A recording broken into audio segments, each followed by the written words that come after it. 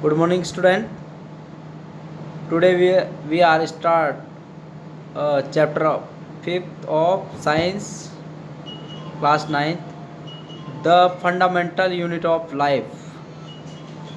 हमारे जीवन की आधारभूत इकाई.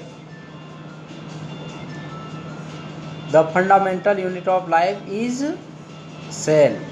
ठीक है. Key concept rating as per the significance of concept. तो आपके यहाँ पे टेबल दे रखी है, इसमें रेटिंग दे रखी है टॉपिक वाइज.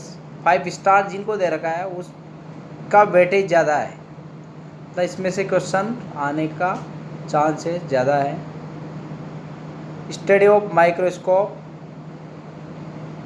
रॉबर्ट हुक था जिसने सेल की स्टडी की थी. वो कैसे उसने डिस्कवर किया था सेल को, तो उसमें से भी क्वेश्चन आ सकता है. तो 2 स्टार मिले हुए हैं. Study of hypotonic isotonic. ये सेल मेम्ब्रेन होती है, उसकी नेचर है, उसको 4 स्टार दे रखे हैं. सेल वॉल, यहाँ से भी क्वेश्चन आ सकता है. सेल वॉल किस किस की बनी होती है, कौन सा पदार्थ की बनी होती है, जैसे पादपों में, बैक्टीरिया में, एनिमल्स में पाई जाती नहीं पाई जाती. उसके 3 स्टार लगे हुए हैं, यहाँ से क्वेश्चन आ सकता है. नेक्स्ट है न्यूक्लियस, केंद्रक. इसको 5 स्टार दे रखे हैं, तो यहाँ से क्वेश्चन आता है. साइटोप्लाज्म में भी 3 स्टार मिले हुए हैं. Cell organelles 5 star. ठीक है, ये इसकी रेटिंग है. तो now start. First point, all the living organism are made up of fundamental unit of life called cell. सभी जीव जीवन की आधारभूत इकाई जिसको कोशिका बोलते हैं, उनसे मिलकर बने होते हैं. ठीक है. The cell is a Latin word for a little room. Cell एक लैटिन भाषा का शब्द है, लैटिन वर्ड है, जिसका मतलब है अ लिटिल रूम, मीन्स छोटा कमरा. ठीक है, एक छोटे कमरे के समान है कोशिका. नेक्स्ट है the scientist Robert Hooke saw a little room in the cork. एक साइंटिस्ट थे रॉबर्ट हुक, उन्होंने देखा एक छोटे कमरे के समान. किसमें? कॉर्क. कॉर्क जो होती है छाल का पार्ट होता है, उसको बोलते हैं. The bark of a tree, पेड़ की जो छाल होती है उसी का पार्ट है cork. Resemble the structure of a honeycomb. The use of the word cell to describe the unit is used till this day in biology as cell biology. तो रॉबर्ट हुक ने जो प्लांट्स की cork होती है उसकी structure को देखा, जो किसके समान थी? हनीकॉम्ब, मधुमक्खी के छत्ते के समान थी. और उसके लिए सेल बायोलॉजी के अंदर एक टर्म यूज की जाती है, सेल. सेल मीन कोशिका. तो सेल एक लैटिन वर्ड है जो जिसको किसके रूप में माना गया है? छोटे कमरे के समान. क्योंकि छोटे कमरे में जैसे डिफरेंट सब्सटेंस या आइटम को हम स्टोर करके रख सकते हैं या इकट्ठे करके रख सकते हैं, ऐसे ही हमारी जो कोशिका या सेल होती है उसके अंदर भी डिफरेंट ऑर्गेनेल्स या कोशिकांग पाए जाते हैं. नेक्स्ट पॉइंट है The compound microscope consists eyepiece, objective lens and considered to observe a cell after putting a drop of safranin and methylene blue. Page number आपकी बुक्स में 5.1 पे दे रखा होगा, दे रखा है. इसमें यहाँ पे लिखा हुआ है नोट लगा के, compound microscope NCERT book page number 57 पे. ठीक है. तो उसने क्या किया, एक जो कंपाउंड माइक्रोस्कोप है उसका डायग्राम दे रखा है, जो किस किस से मिलकर बनी होती है. आई पीस होता है, ठीक है, ऑब्जेक्टिव लेंस होता है, और एक जिसमें सेल को रख करके सेफ्रेनिन डाल करके उसके ऊपर और उसको ऑब्जर्व करके दिखाया गया है. 5th पॉइंट है next, the scientist Leeuwenhoek saw free living cell in the pond water for the first time। तो सबसे पहले जो जीवित कोशिका को देखा था फ्री फॉर्म में, मुक्त अवस्था में, वो कौन से साइंटिस्ट थे? ल्यूवेनहॉक। और कहाँ पे देखा था इन्होंने? पॉन्ड पर। कहाँ पे? तालाब के पानी पे, पॉन्ड वाटर पर देखा था। तो ल्यूवेनहॉक जो फादर ऑफ माइक्रोबायोलॉजी है, सूक्ष्म जीव विज्ञान के पितामह कहा जाता है इनको। तो ल्यूवेनहॉक क्या थे? सबसे पहले वैज्ञानिक थे जिन्होंने मुक्त रूप से तैरती हुई जीवित कोशिका को देखा था। और कहाँ देखा था? पॉन्ड वाटर पर। जबकि सर्वप्रथम जो डिस्कवर किया था, या फर्स्ट टाइम जो डिस्कवर या देखने वाले साइंटिस्ट कौन थे? रॉबर्ट हुक, 1665 है। ठीक है, तो अगर जीवित सेल की बात की जाए तो वो है ल्यूवेनहॉक, और डिस्कवरी की बात की जाए तो वो है Robert Hooke. Next, the scientist Robert Brown discover the nucleus in the cell.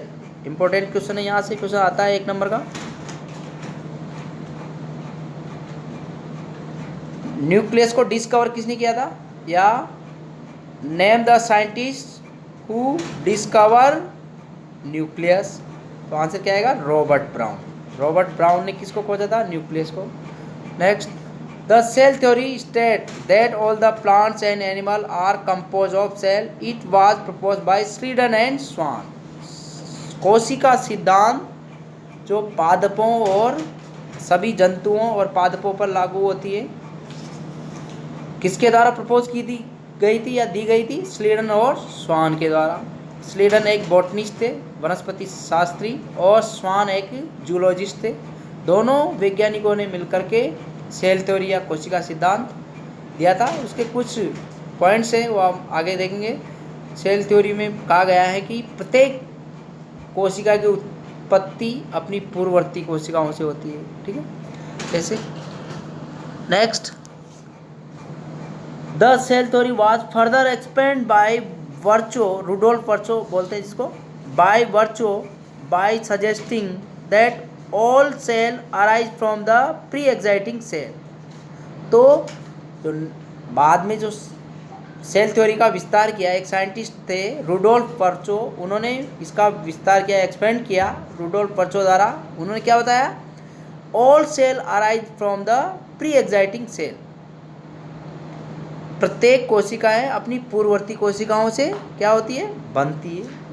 ठीक है, next, the cells differ in size, shape, structure. तो कोशिकाएं भिन्न भिन्न होती हैं अपने आकार, आकृति और संरचना में। ठीक है, आप इसके लिए आपकी बुक्स के पेज नंबर 57 में अनियन पिल सेल्स है, प्याज की झिल्ली की जो कोशिकाएं हैं उनकी डिफरेंट साइज को देख सकते हैं। ठीक है, नेक्स्ट है